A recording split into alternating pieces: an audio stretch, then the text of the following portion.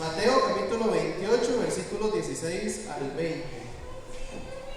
Hoy, como sabemos, pues es una fecha festiva en una buena parte del mundo. Y si bien es cierto, pues no sabemos si pueda decirse que sean las fechas exactas o no, pero también se presta la ocasión para que nos ubiquemos en cuanto a un tema que posiblemente sea de los temas que más hemos dejado de lado.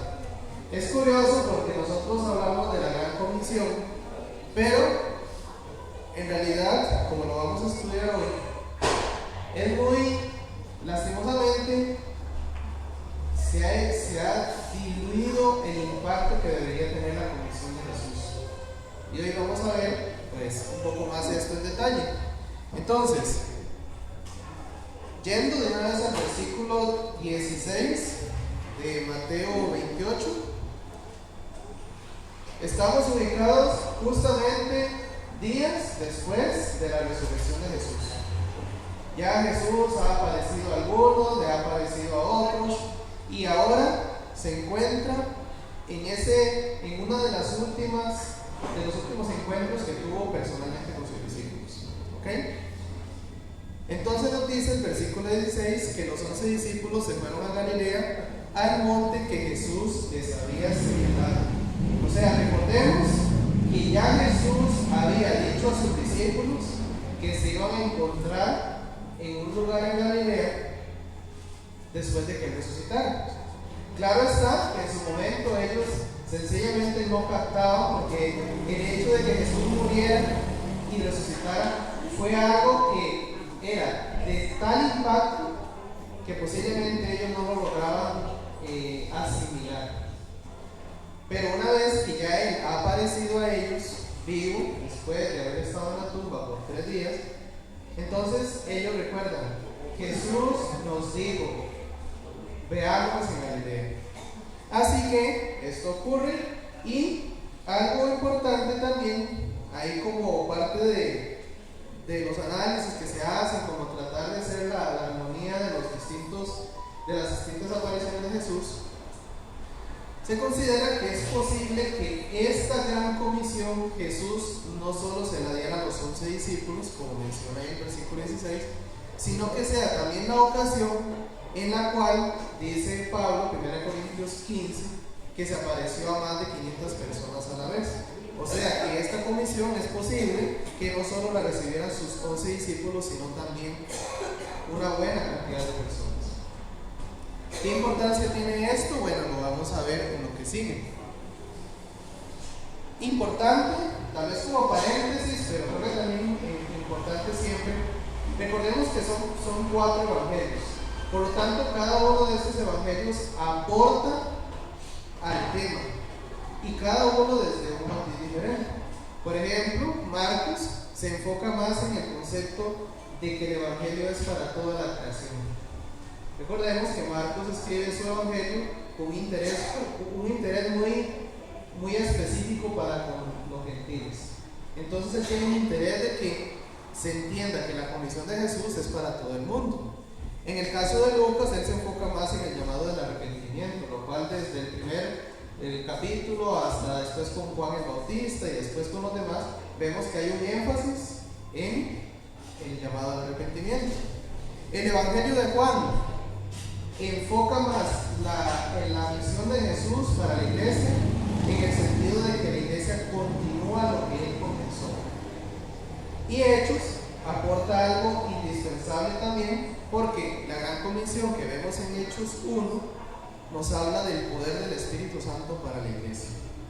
De manera que cuando Jesús da su comisión, él no deja a sus discípulos solos.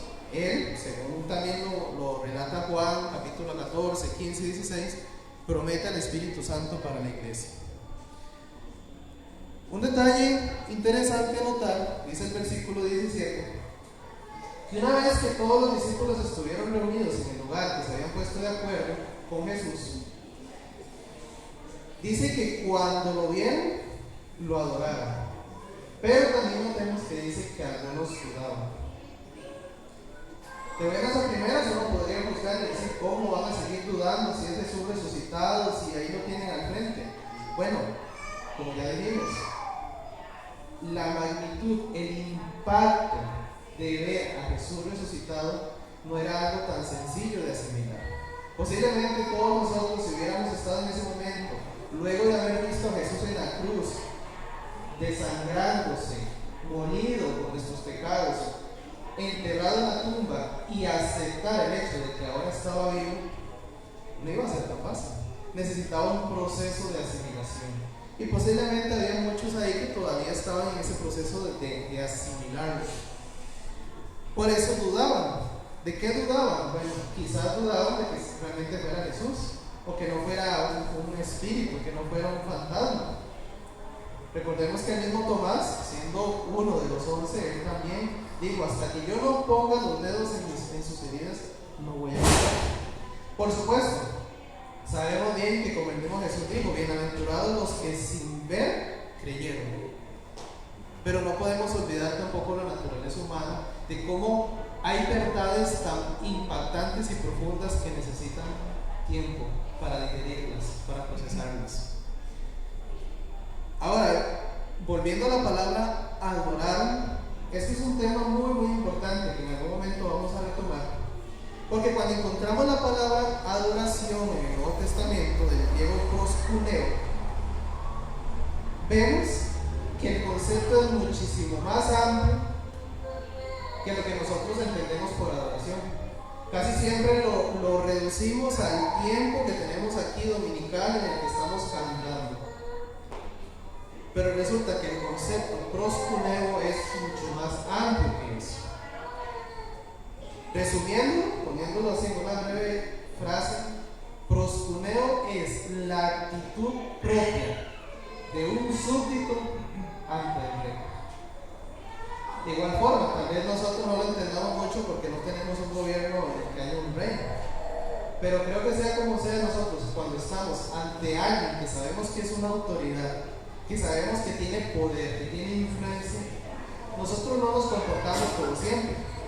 Nosotros demostramos el concepto que tenemos de esa persona a través de nuestra postura, a través de la forma en que le hablamos, a través de la forma en que nos dirigimos a esa persona. No es lo mismo hablar con un amigo de todos los días a, no sé, hablar con un ministro, con un presidente o alguien de mucha influencia en el mundo. Entonces, estamos hablando que algo similar, pero con mayor impacto, era lo que quería decir la palabra adorar. Porque significa que cuando alguien veía que estaba delante del rey, definitivamente, de forma automática, demostraba quién era ese rey para él.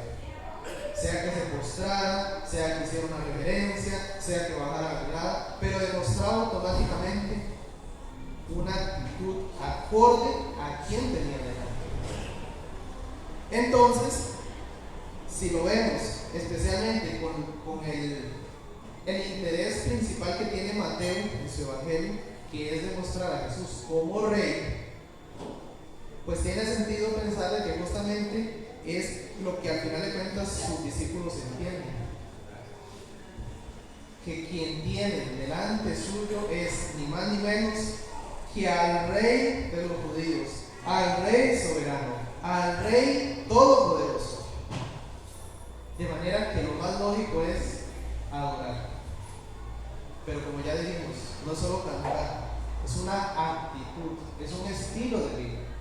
La adoración es un estilo de vida, porque no hay un solo instante en el que dejemos de estar delante del rey, ¿cierto o no? Entonces, la adoración va más allá de un simple momento, va más allá de unos cuantos himnos que digamos. Y eso nos lleva entonces al versículo 18. Que Jesús, una vez que están todos los discípulos ahí delante suyo, en posición como rey, les dice: toda autoridad me ha sido dada en el cielo y en la tierra. Antes siquiera de poder pasar a la comisión de Jesús como tal, esto tiene que estar completamente claro para nosotros. ¿Qué está queriendo decir Jesús con esto? Toda autoridad me ha sido dada en el cielo y en la tierra.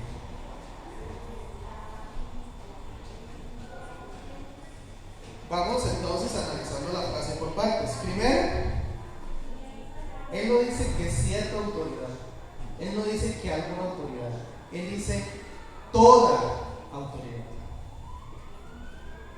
Significa que no hay absolutamente nada que esté fuera de su autoridad.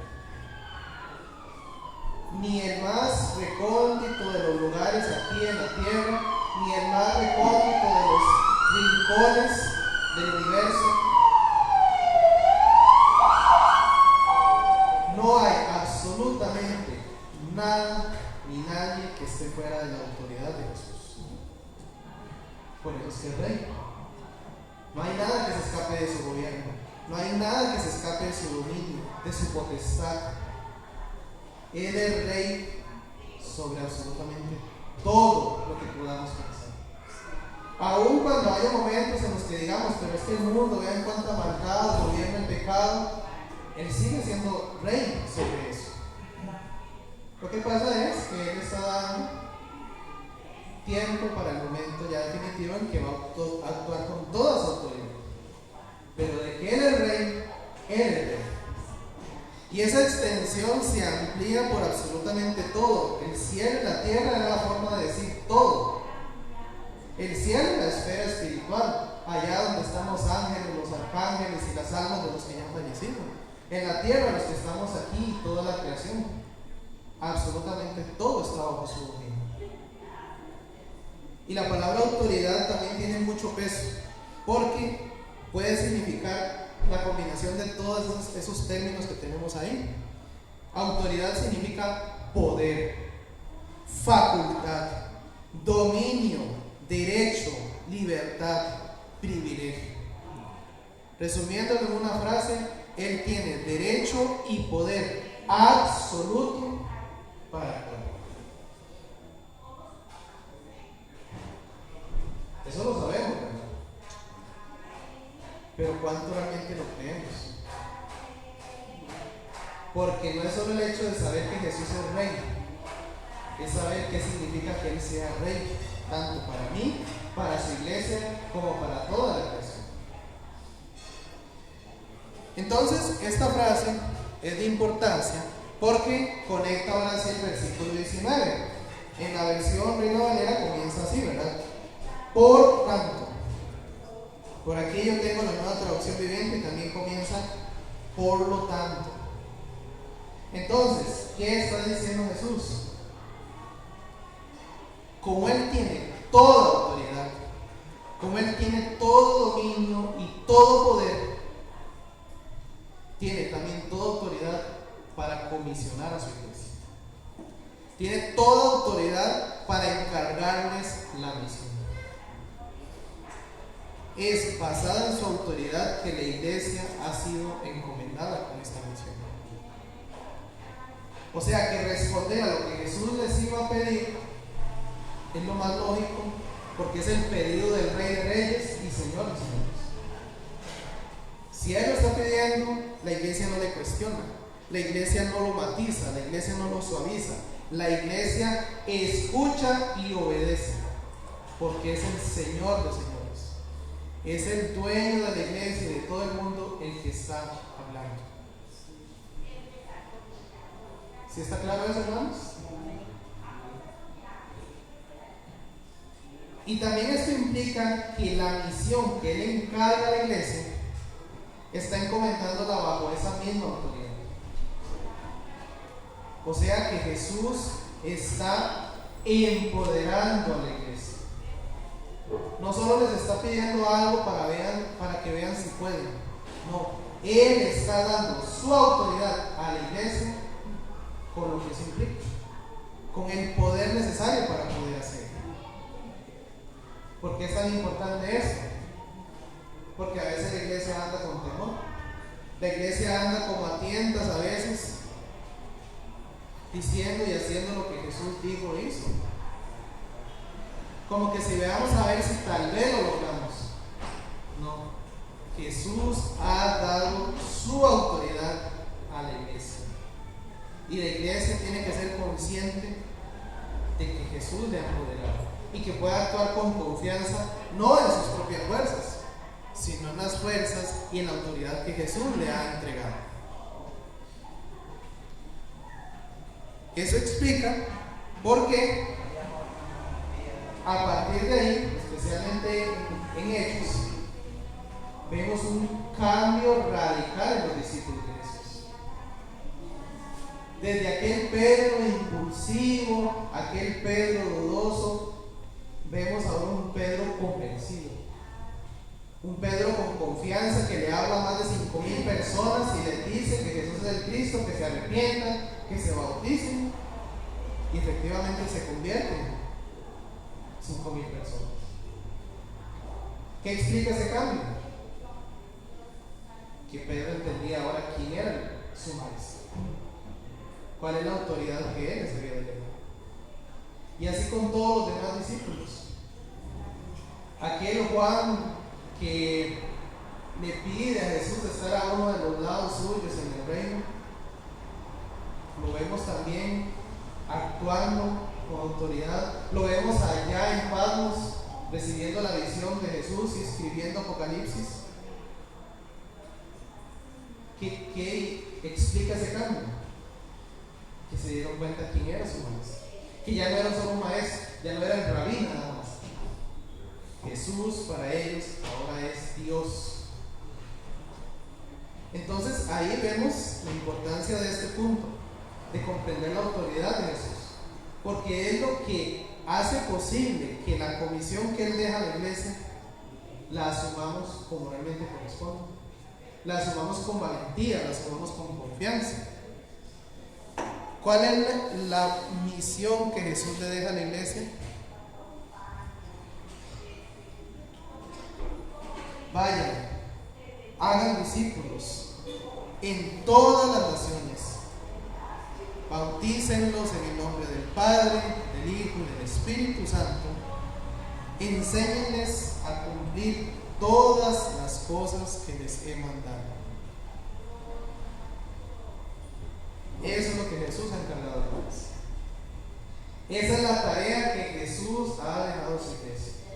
Si queremos saber para qué está la iglesia en el mundo, es para esto. Era el propósito que tenía Jesús para que hoy nosotros estemos aquí. Vamos a ir detallando esto, pero de buenas a primeras quiero que notemos que Jesús no quería que su iglesia estuviera ocupada en actividades, estuviera ocupada en beneficencia social. Eso está detrás de... Pero el primer propósito de la iglesia es este: vayan y hagan discípulos. Vayamos analizando los conceptos, porque resulta que es claro que para nosotros el término discípulo no es muy de nuestra época, ¿verdad? No tiene un uso muy contemporáneo. El término griego que se traduce como discípulo básicamente significa alumno, estudiante o un aprendiz. Alguien que está al lado del otro para aprender de él. Y en el caso del primer siglo, el objetivo es que ese estudiante fuera igual o incluso mejor que su maestro. Hoy no es una costumbre, pero en aquel tiempo los que querían aprender de un maestro se acercaban y le decían: yo quiero ser tu discípulo. Entonces a partir de ese momento estaban día y noche con ese rabí, todo el día y todos los días, escuchándolo, acompañándolo, viéndolo, con la intención de aprender a ser como él. No es como en nuestros días en las escuelas, en los colegios, que los estudiantes van, se están un rato ahí sentados en un aula y regresan a su casa. No sé si alguno de nosotros en su época de estudiante dijo: yo voy a clase porque yo quiero ser como este maestro. No, porque hemos separado a la persona del mensaje. Pero en el primer siglo no era así. La costumbre judía, el que quería aprender de alguien, quería aprender a ser como esa persona. no solo lo que decía, sino también cómo era la persona, cómo era ese maestro. La gran diferencia con Jesús es que a Jesús no lo buscaron los discípulos, Él los fue a buscar. Pero lo demás fue exactamente igual.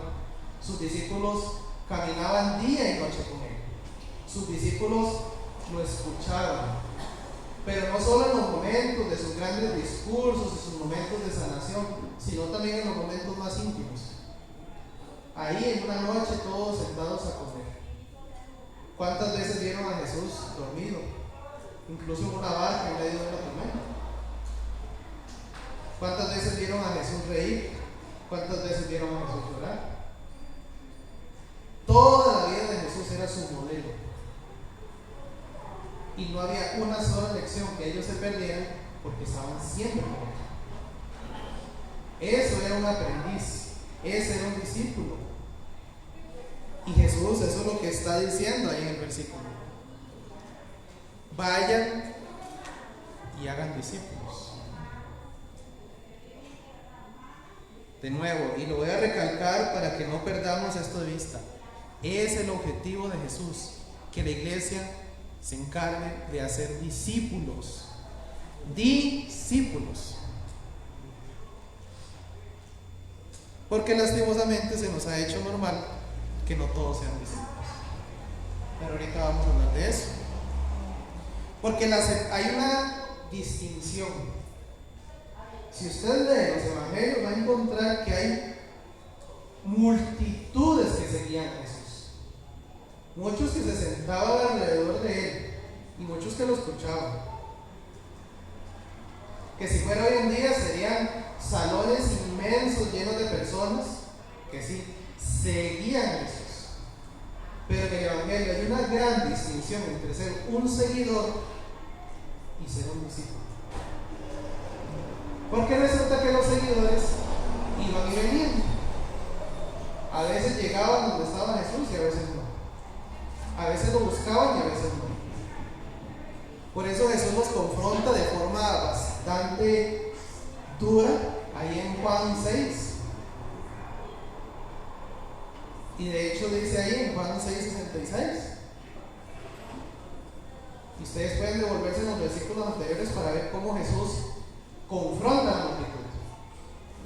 Porque muchos están ahí, sí, muy sentados, muy calladitos, escuchándolo, pero por dentro lo único que están esperando es ver qué les da Jesús, qué les da de comer, cómo les soluciona la vida, cómo les soluciona un problema específico. Pero solo van por momentos, cuando tienen tiempo, cuando no tienen algo mejor que hacer. Podrían ser de los miles, millones que hoy en día también no se pierden en una reunión dominical y están ahí muy puntuales, pero solo ese momento y se van de la presencia de Jesús. Esos son seguidores. Los que solo van y vienen, los que están y no están, los que llegan y se van.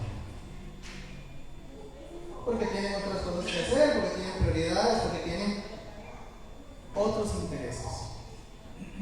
Pero cuando hablamos de un discípulo está continuamente con Jesús.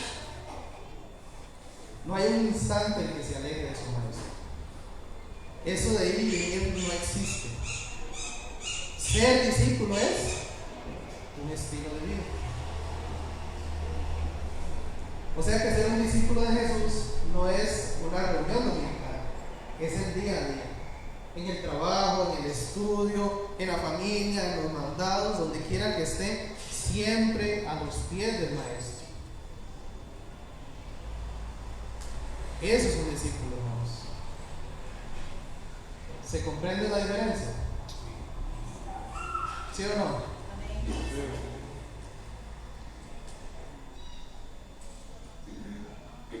Así que podemos entender que el objetivo que Jesús tiene para su iglesia no es solo estar llena de seguidores, ni siquiera es solo que se conviertan, porque también hemos hecho esa distinción. A veces creemos que lo que Jesús espera es que nosotros nos bauticemos y ya. A partir de ahí nada más quédese como en una sala de espera a que Él regrese. ¿Cómo estamos nosotros cuando estamos en una sala de espera? Sea para una cita o sea para doctor o no sé, un abogado. ¿Cómo estamos? Impacientes, aburridos, con miedo puede ser, porque si estamos esperando el resultado de un examen médico, por ejemplo, o el resultado de una prueba que nos hicieron para un trabajo, o enfermos o con problemas, y peor aún si ya hay un malestar interno, ¿verdad? Una enfermedad. Entonces se vuelve la espera de esa manera, no es nada placentera, ¿verdad? Y uno trata de distraerse, llegar a la revista, se pone a ver el teléfono, se pone a ver los otros que están esperando, pero la sala de espera no es algo agradable. Y resulta que Jesús no pretendía que sus discípulos vivieran en una sala de espera eterna. Él quería que la espera fuera una espera activa. Por eso es que Él dice, vayan y hagan discípulos. No que solo nos quedáramos ahí sentados esperando que Él regrese, sino que mientras Él regrese, sus discípulos estén haciendo lo mismo que Él hizo. Discípulos. Y por supuesto, no son discípulos nuestros, son discípulos de Él. Pero la cuestión es que los discípulos no van a llegar solos a los pies de Jesús. La iglesia es la encargada de que haya más personas que vengan al señorío de Jesús. Así que esa espera debería ser distinta, ¿no? Una espera activa, una espera en la cual no solo llevemos a las personas a que crean en Jesús y que se bauticen, sino que también aprendan a vivir bajo el gobierno de Jesús, que puedan sentirse en el día a día que Jesús es su Señor, que Jesús es su Rey, que Jesús es el dueño y soberano de su vida. Y eso no se logra solo un ratito ahí a los pies de Jesús. Por eso es que los seguidores no eran discípulos. Un seguidor se acomodaba. Un seguidor acomodaba su agenda al tiempo que le quedara. Después de su trabajo, tal vez un ratito, voy a ver qué está enseñando Jesús. El discípulo está siempre a los pies de Jesús. Y el discípulo de Jesús está siempre buscando la manera de que otros también estén a los pies de Jesús. Ese es su interés prioritario. Puede tener trabajo, puede tener estudio, puede tener familia, pero siempre la mente está cómo hacer que más personas también se sometan a Jesús. Y es que cuando uno se da cuenta de qué tan maravilloso es ser discípulo de Jesús, estar bajo su gobierno, es ser súbdito del Rey, lo que más desea es que otro lo disfruten también, ¿cierto o no? Así que ahí es donde está la importancia de esto. Veamos que Jesús también nos dice cómo llevar a cabo ese proceso de hacer discípulos. Él ahí lo describe muy sintetizado. Usa 3 términos. Primero, ir. Dice, vayan. Ya solo ahí eso descarta el hecho de que uno se quede sentado esperando. ¿Cómo se hace discípulos? Se empieza yendo, moviéndose, levantándose del asiento. Vayan, que incluso la forma conjugada del verbo no es solo como vayan a una vez, no, siempre estén yendo, siempre estén levantándose y yendo.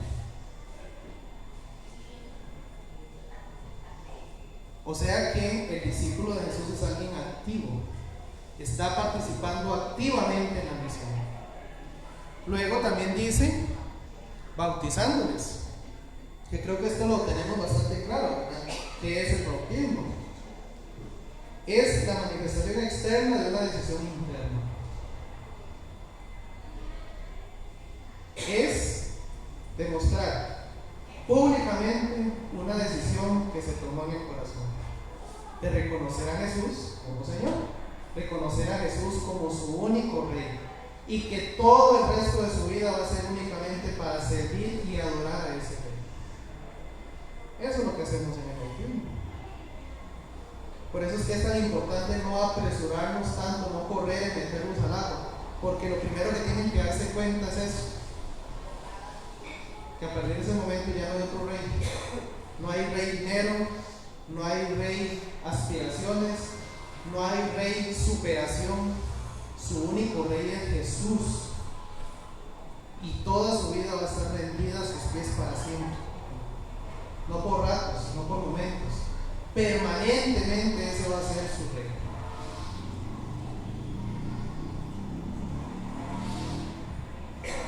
Y valga ahí el espacio cuando Jesús menciona en el nombre del Padre, del Hijo y del Espíritu Santo. Jesús no pretende que eso sea solo una fórmula ahí que nosotros digamos cuando se está bautizando. ¿Qué está detrás de esa fórmula? Está diciendo que cada persona que se está bautizando se está sometiendo a Dios en tres personas.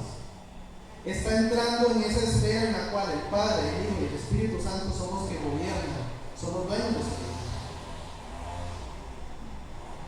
Está reconociendo que Dios es uno, pero a la misma vez son tres personas, y a los tres se somete como Dios que es. Algo complejo, ¿verdad?, de entender. Pero yo creo que cuando uno aprende a estudiar el concepto de la Trinidad, aunque la palabra Trinidad no está en la Biblia, pero sirve para entender la idea, cuando uno comprende lo que es vivir en la Trinidad, se amplía de manera inmensa, porque ya uno se da cuenta que siempre está con el Padre, que siempre está con el Hijo, que siempre está con el Espíritu Santo, y que los tres moran en nosotros, y a la misma vez en ellos nos movemos, existimos y somos. ¿Cuánto eso nos ayudaría para superar el miedo, la soledad, la indecisión, la incredulidad? Pero bueno, ese es tema para otra clase. ¿Cuál es el tercer medio del discipulado? Enseñar. Pero veamos que no es enseñar simplemente y decirle, vea, la Biblia dice así, así. Dice Jesús que enseñarles todo lo que Él les había mandado. Además, ¿qué le estamos enseñando a aquellos a los cuales fuimos, a los cuales se bautizaron? Enseñarles a someterse a lo que Jesús dijo, a lo que Jesús hizo y a lo que Jesús enseñó. O sea, seguirles enseñando a que se sometan al señorío de Jesús. De manera que la enseñanza de la iglesia tiene que tener una intención. No es solo venir y dar pasajes y que al final de la prédica vean qué bonita la prédica, qué bonita la clase. No, cada enseñanza tiene que ser con el propósito de que quienes la escuchan se sientan, aunque sea un poquito más, bajo el señorío de Jesús, y que a la misma vez eso los motive a ir a bautizar y a enseñar. Si la enseñanza, al final de cuentas, solo logra que uno salga de aquí igual que los demás, no está cumpliendo el objetivo que Jesús está diciendo, porque tiene que ser algo que motive a la acción.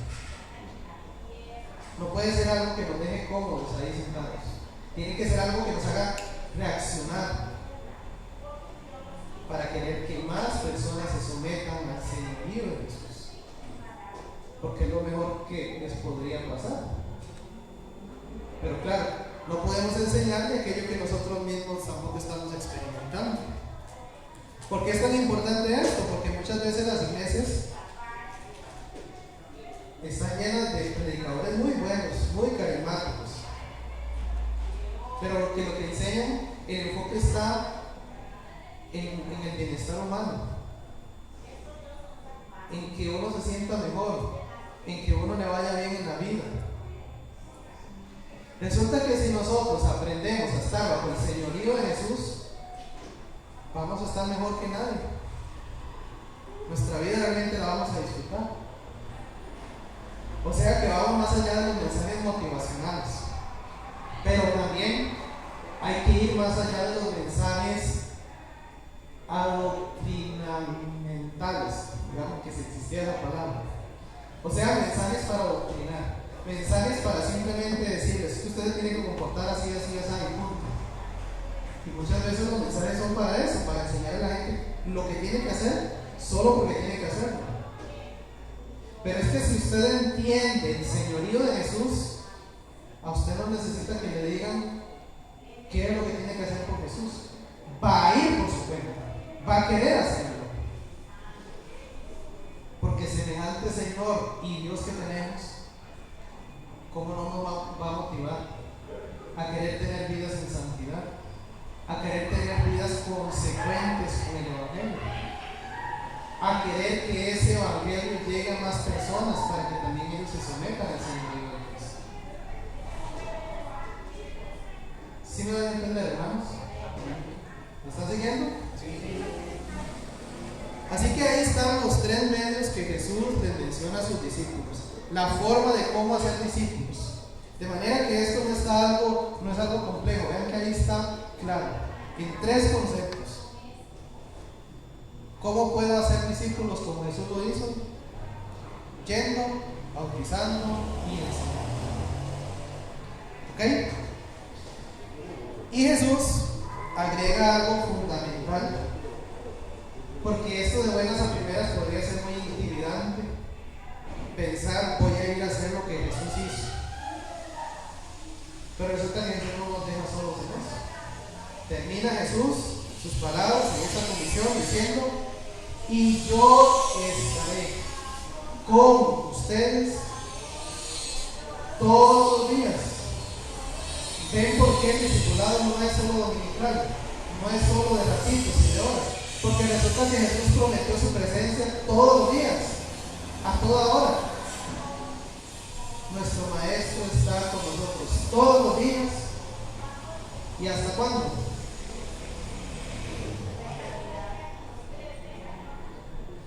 No es hasta que dejemos de portar con Él. No es hasta que pequemos.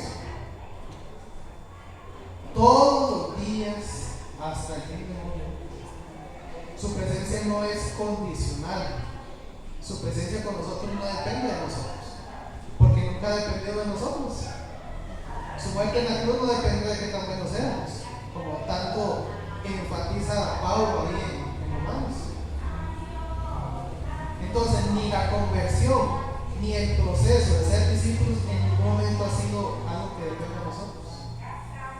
Depende de Él. Así que Él dice que hasta el fin del mundo. De nuevo, importante ver un poquito el trasfondo del idioma.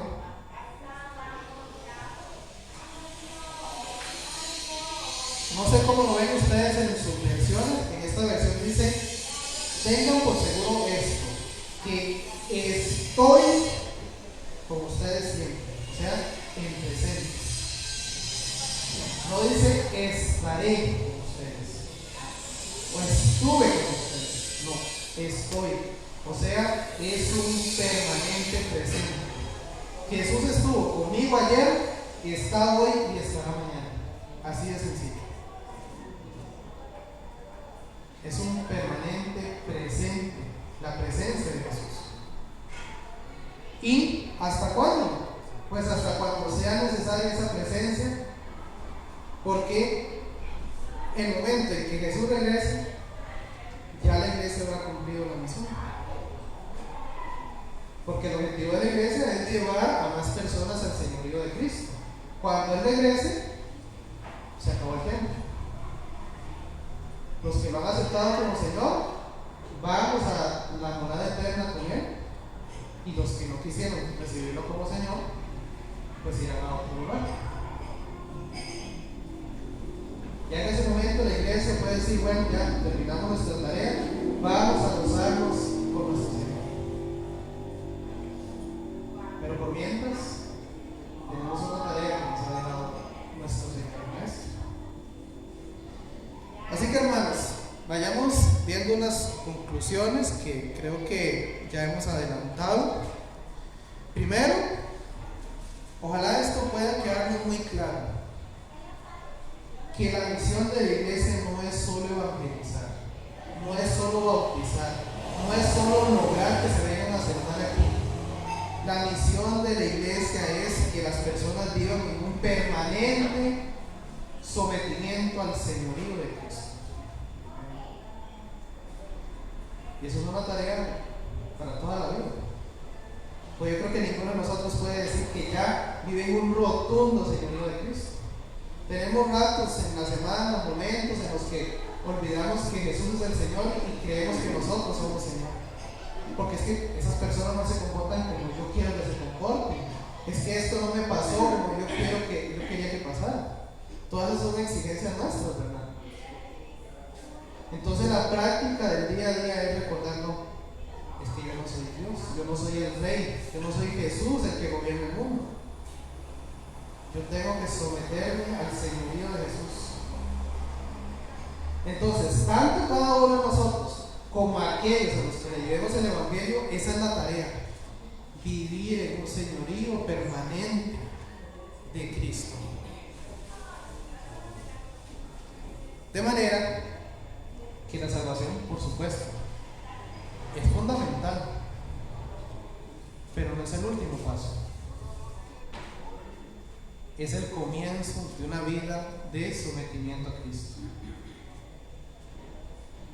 Así que, si alguien se bautiza, ese no es el fin, es el comienzo de una nueva etapa. Para que no los dejemos más ahí a la merced, más ahí a su suerte, a ver si logran sobrevivir, a ver si logran aprender por sí mismos. No. ¿Qué dijo Jesús? Vayan, bautícenlos y enséñenles. Y bueno, por supuesto que para esta tarea no nos ha dejado solos, como ya hablamos al principio. Si se tratara únicamente de ver cómo nosotros salimos con esto, pues estaría difícil. Pero hemos sido empoderados por el Espíritu Santo que habita en nosotros, que nos capacita para esta tarea. Así que no hay nada que temer.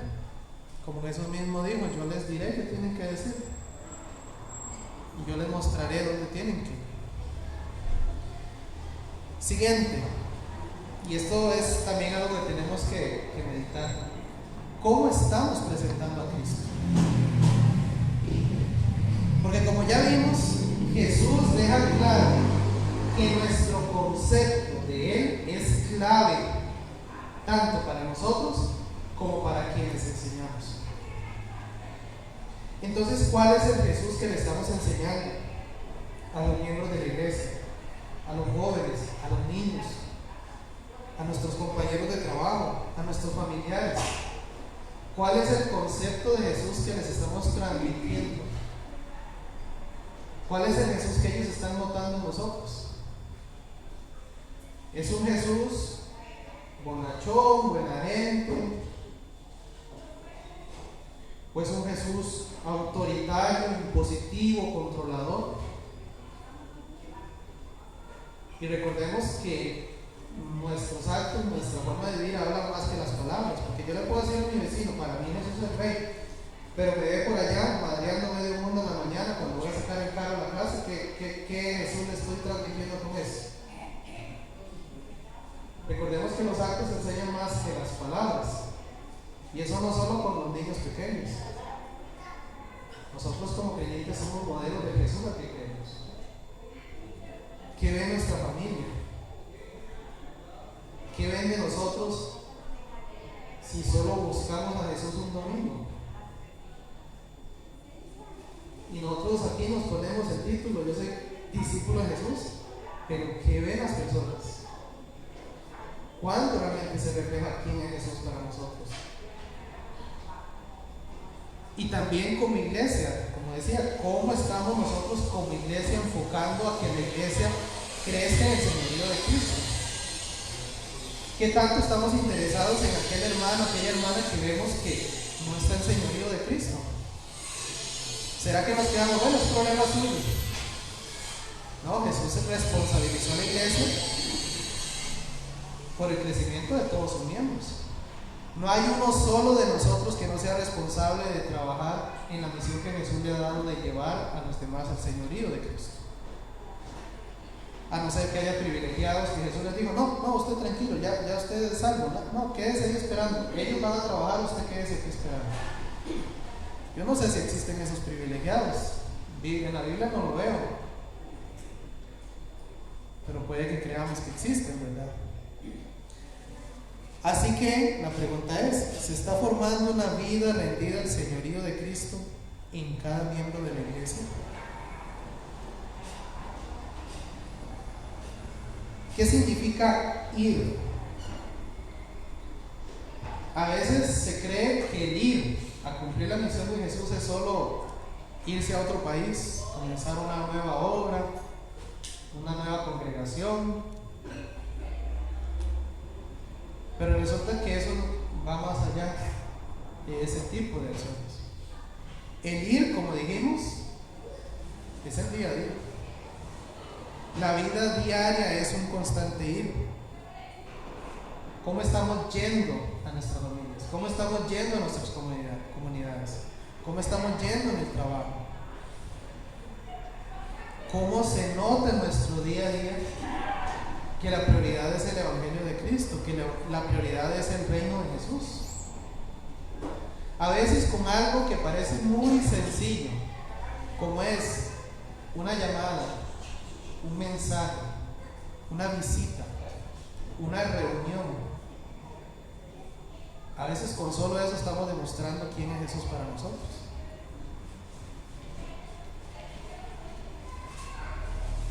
Y a veces decimos muchas excusas.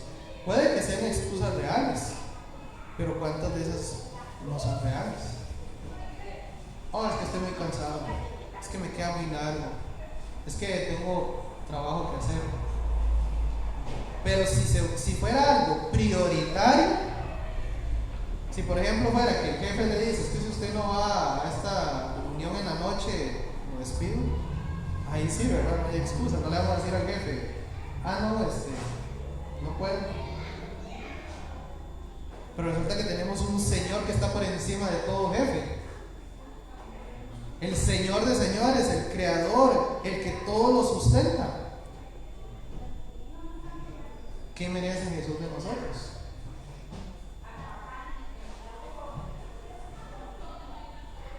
Aquí hay unas hermanas que ilustran muy bien este tema. ¿De qué tan largo están? Yo sé que saben quiénes son. ¿De qué tan largo están viniendo para encontrar un lugar en el cual pueden sentir que Jesús les está llamando a ser discípulos?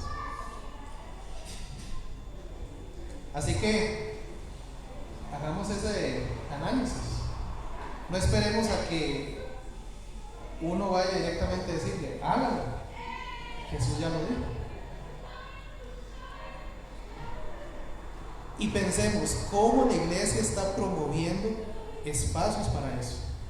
Porque puede que haya muchos miembros que sí quieren ir, pero no saben cómo. No hay ni ministerios, no hay actividades, no hay espacios en los cuales puedan ir siguiendo la comisión de Jesús. Vean el gran ejemplo que dieron las hermanas. Ellas fueron al hospital y entregaron algo simbólico para hacerles ver que Jesús sigue llamándolos al señorío de Cristo. Pero ¿qué más vamos a hacer como iglesia para que más hermanos y hermanas se involucren en ir a la misión? Esto ya lo hablamos, ¿verdad? Discípulos o seguidores. Al final de cuentas, posiblemente muchos se conforman con solo ser seguidores. Y en realidad ese es el mayor porcentaje de personas en las iglesias hoy en día. Seguidores. ¿Cómo se nota? Bueno, ya lo hablamos. Solo ir ese ratito ahí y listo. El resto de la semana me desconecto de Jesús. Eso es un seguidor. Un discípulo es el que busca a Jesús ahí hasta en lo más cotidiano. Hay varios libros ahí que hablan de la práctica de la presencia de Jesús. Usted puede hablar con Jesús hasta cuando está barriendo, cuando va en el carro, cuando va en el bus. Podemos dedicarle hasta lo que nos parece más sencillo, ahí preparando el almuerzo. Podemos estar hablando con Jesús, porque ya Él nos dijo que Él está con nosotros siempre, ¿verdad? No solo cuando nos acordamos de Él, sino cuando hasta en lo más cotidiano Él está presente. Así que no es algo que como que hay que tratar de llamar la atención allá en algún lugar del cielo, voy a tratar de jalarlo, no, o sea, Él está aquí. Entonces, aprovechemos su presencia permanente, aprendamos de Él. No solo leyendo la Biblia, claro, esto es fundamental, pero también para eso tenemos hermanos y hermanas que también son usados por Jesús para crecer en el señorío de Cristo. No pongamos excusas de que está muy largo, que yo no le hablo. Hagamos el espacio, busquemos el momento. Si Jesús vale la pena, vamos a hacer lo que esté disponible a hacer, ¿cierto o no? ¿Qué merece Jesús de parte nuestra? Yo creo que todo, ¿verdad? Así que hacer discípulos de Cristo requiere más que enseñanza, requiere intención, continuidad y organizarse. Porque las cosas no van a salir de la nada. Una reunión, una visita, un estudio bíblico no van a salir de la nada. Hay que promoverlo, hay que buscarlo. Así que pensemos, ¿realmente estamos dando seguimiento a los miembros, a nuestros hermanos para ese proceso? ¿O simplemente estamos dejando al azar? Que cada uno crezca en su señorío de Cristo a su manera y a su forma. La comisión para la iglesia. Vean que la comisión Jesús no se la dio únicamente a Pedro, no se la dio únicamente a Juan, se la dio a todos sus discípulos. Y ya lo hablamos, ¿verdad? Esto no hay privilegiados. El que sigue a Cristo inevitablemente también está llamado a esta comisión. Así que si nos vamos a aferrar a ser seguidores, pues por lo menos aceptemos, digamos, bueno, yo la verdad que quiero ser solo seguidor, no quiero ser discípulo. Porque cuando uno aparenta ser lo que no es como seguidor de Jesús, lo deja muy mal parado. Hablamos muy mal de nuestro maestro cuando aparentamos lo que en realidad no estamos siendo como discípulos de Cristo. Así que la comunidad, la iglesia, toda fue comisionada. Es la iglesia la que lleva a las personas, la que las busca, la que les enseña, la que les bautiza. No es un individuo, no somos solo los que estamos aquí enfrente, somos todos. Pensemos de cómo nuestra congregación está siendo un espacio real de formación de discípulos. Y termino con estos retos.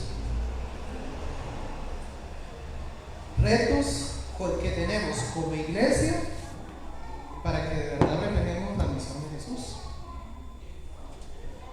Algo que es clave que necesitamos es definir rutas claras de cómo formar a la iglesia como discípulos de Jesús.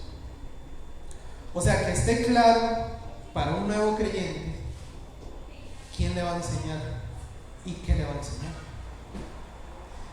para que crezca, para que madure y para que llegue entonces a ser otro discipulador. Yo sé que el concepto de discipulado a veces nos dejamos llevar por el concepto negativo que ciertas iglesias comentan, pero el ser discípulo ya lo vimos, es simplemente seguir a Jesús.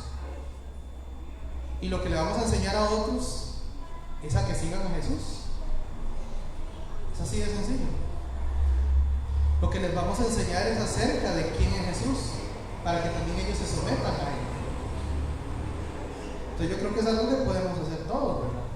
Sin ser predicadores, ni maestros, ni evangelistas, porque cada uno de nosotros se supone que ya es discípulo de Jesús, ¿verdad? Entonces, involucrémonos en eso. Que la enseñanza no solo informe, no solo saturemos a la iglesia de textos bíblicos, que impacten su vida.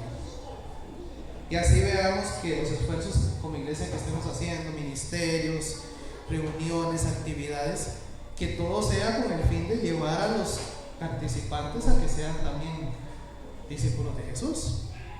Que entendamos que no solo se trata de ser salvos, se trata de ser discípulos de Jesús que llevan a otros a ser discípulos de Jesús. Eso implica que también nos ayudemos mutuamente a identificar dones, identifiquemos talentos que Dios nos ha dado para la iglesia y que también propiciemos espacios para que los hermanos vayan, bauticen y enseñen. Así que con eso termino, hermanos.